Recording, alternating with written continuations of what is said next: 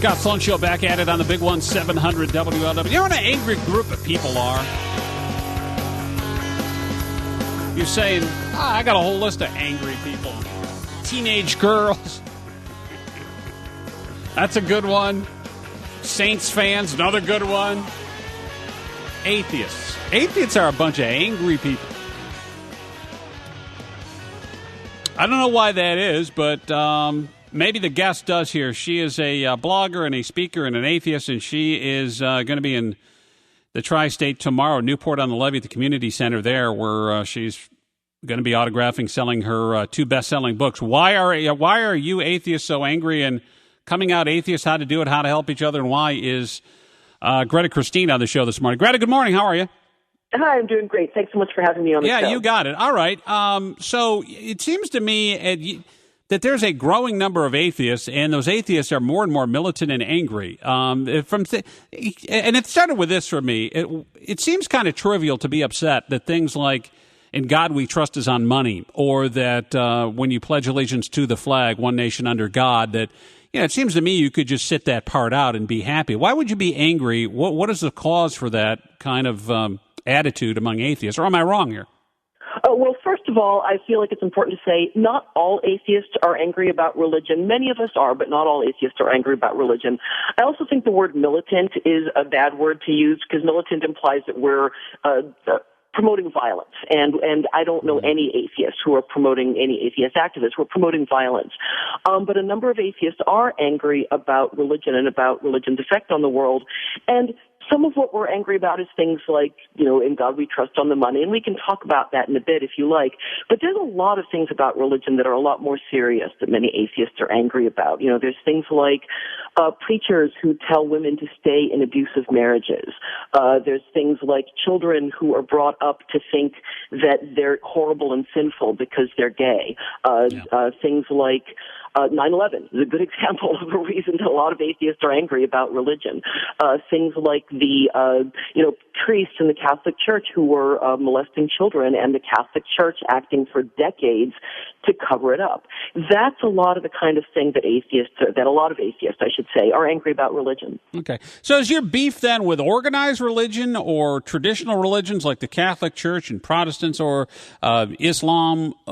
Because there's a new and growing number of people who aren't traditionally religious who are going to these small community churches. Those don't seem to be at loggerheads with you guys in the atheist movement. Am I right about that? Oh, well, it varies. There's still in, less organized religion, there still can be a lot of things like, homophobia. There can still be a lot of anti-atheist bigotry. There can be still be a lot of sexism that's promoted by religion. What I would say, just for me personally, is I'm not as angry about more moderate, more progressive religion than I am about the more conservative and more extreme versions of it. But I am still somewhat angry about it because religion often leads people to make bad decisions. Religion basically tells you that it's okay to believe things that you have no good reason to think are true. And that leads people to make bad decisions. It leads people to, for instance, go to faith healers rather than seeking actual, evidence-based medicine. It leads people to do things like go to psychics and, spend thousands of dollars on psychics. Okay. So even less traditional religion can do harm, and that troubles me. But again, if you're doing harm to yourself among these other things because you believe in the Bible and the Word of God, is that any different than what you guys believe and the same freedoms that you enjoy? It sounds to me, Greta, like you feel like you know better than Christians do in that regard, or maybe not you, but atheists in general, and yet you don't want Christians judging your life and telling you how to run your show. Okay, well, a couple of things on that basis. Yeah. One, I think it's important to remember that religion isn't just a personal opinion about something that's subjectively true for you. Religion is an opinion about how the world works. It's an idea about what is true and not true in the world. So it's not like, saying, oh, well, you like pretzels and I like, potato chips and therefore you're silly and bad and wrong for liking pretzels. It's an opinion about how the world works. And therefore I think that we should be able to have a conversation about which of these opinions is right. The other thing is that it's really important to remember this, and this is one of the points I make in the book, Why Are You Atheists So Angry? a lot of what does make atheists angry about religion isn't harm that's being done to atheists. You know, I have this whole list in the book of 99 things that make atheists angry about a religion, and a lot of it is not things that are being done to atheists. A lot of it is things that are being done to believers. It's things religious believers are doing to each other, or things they're doing to themselves. As you say, is it their right to do harmful things to themselves? Of course it's their right, but it still upsets me. A lot of atheist anger is driven by compassion. A lot of atheist anger is driven by a sense of justice. We see people being harmed by these ideas. We see people hurting each other. We see people hurting themselves, and we don't want that to happen because we have a sense of compassion. But the same thing can be said of Christians, in that the reason why they would be angry with atheists, to flip it around, Greta, is that they want you to have eternal salvation, repent, and get into their belief that there is life after death, that we are on this earth for a higher purpose. You get angry at that notion, but shouldn't Christians be equally as angry at you for saying, "Hey, listen, we know better than your God," and we what you're telling me is the inverse of what Christians believe, and that someone is, as you said, proving your opinion is right. Well, as we know, opinion can't be right. It's an opinion. There's no right or wrong with opinion. It is your belief set. I have a problem with extreme Christians who are, like, for example, the Westboro Baptist Church, but at the same time, is that any different than maybe more extreme atheists telling me how to live my life? Okay, well, first of all, one of the major differences between the Westboro Baptist Church and atheists is the Westboro Baptist Church is actually abusive. They abuse the children in their clan. They actually, they do really harmful, horrible things. They go to funerals and scream at people. Terrible. I don't know any atheists who are doing that. But I want to get back to the main point that you made, was you were talking about religion as an opinion, and that's where we differ. Religion isn't just an opinion. Religion, it's a conclusion about how the world works. It's a conclusion about reality. If Catholics were right about, the fact that I'm bisexual means that I'm going to be burned in hell for all eternity, then yes, if they were right about that, it would be reasonable for them to be angry at people who are trying to convince people that God doesn't exist. And that's where we have to come back around to which of us is correct. Are atheists correct about God not existing, or are religious believers correct about? But we don't have an answer to that because we're alive.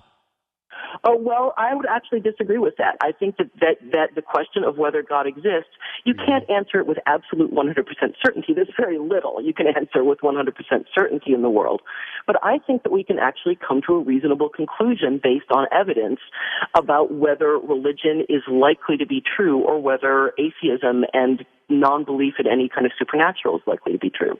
And it's a very large question. I'm not sure, we can really get into it, in the show, and we can try. But I do think that, it's a conclusion about the world. And I can give you some of the reasons, if you want to hear, that I think atheism is correct. I mean, one reason is that religion has never been the right answer to any question in the world, that throughout history, for thousands of years, when we've had supernatural explanations for a phenomenon, why is there lightning? Why do people get sick?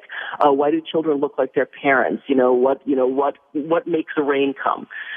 Whenever we've had questions like that, they've always eventually been answered. When we've decided, now we know the answer to that question, it's always been physical cause and effect. Always, always, always. We've never said, now we know the answer to why people get sick. It really is demons or whatever, demonic possession.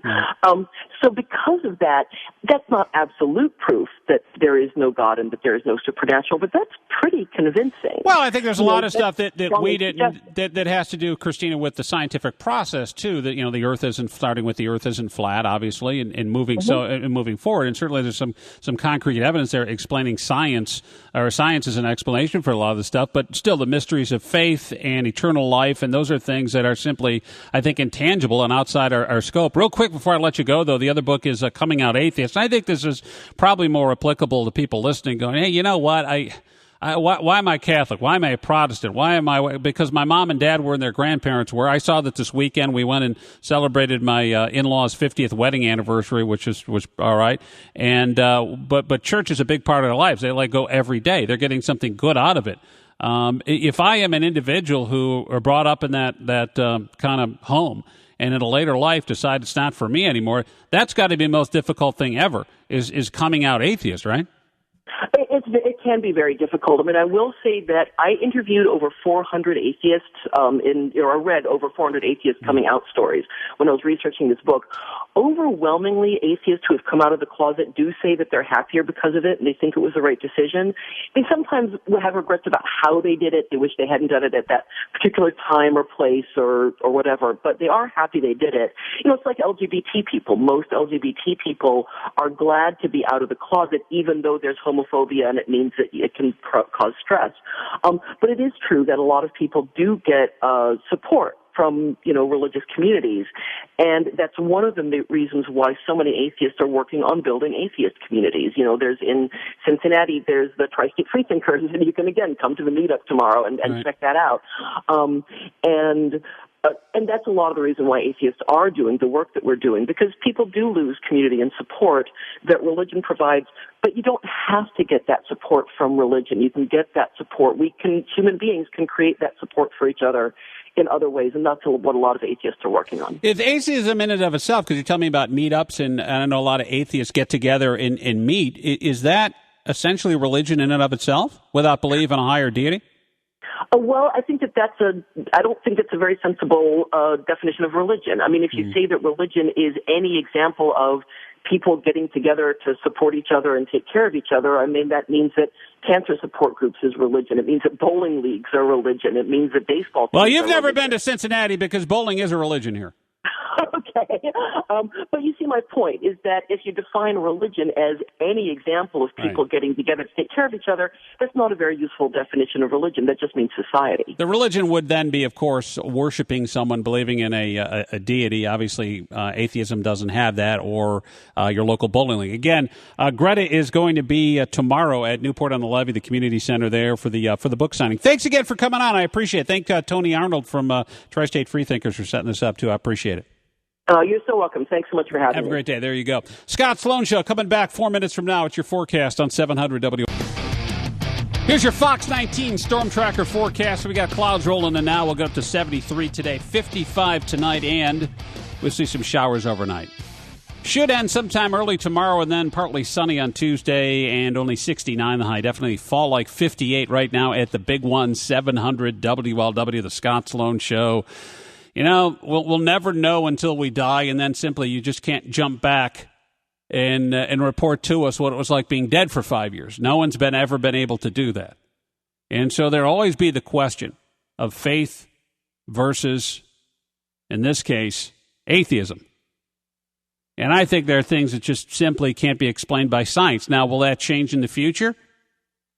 Possibly. But I think no matter how much scientific progression we have, that there is always going to be that issue of what happens to us after we die. Atheists believe that it is our ego that says, hey, we're no different than a rat or a spider, and when we die, it's over. That's it.